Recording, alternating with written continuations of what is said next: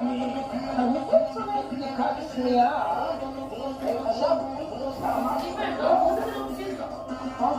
בדיקת מוח. אבל לא בטוח שזה יעזור.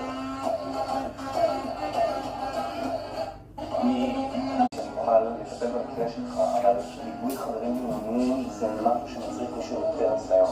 מה זאת אומרת ריבוי חברים בינוניים? כאילו, אני חבר טוב וספונות שגם אני בניוני? רגע, שנייה, אני לא טוב, אתה רואה אותי עכשיו? לצערי כן.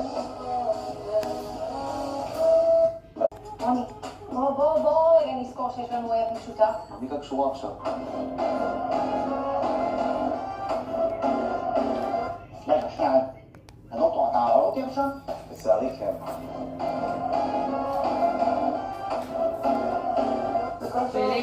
הנה מנוח. טוב, לא שמעת שיש להם בשורה משמחת? מסורת ויקר לאימון? לא, אין משפחה נואשת מספיק.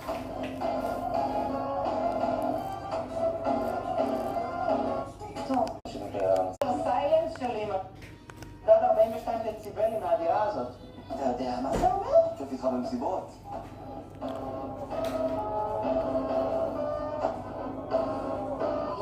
מה אני ביקשתי? שיהיו לך יותר משני מאזינים בפודקאסט?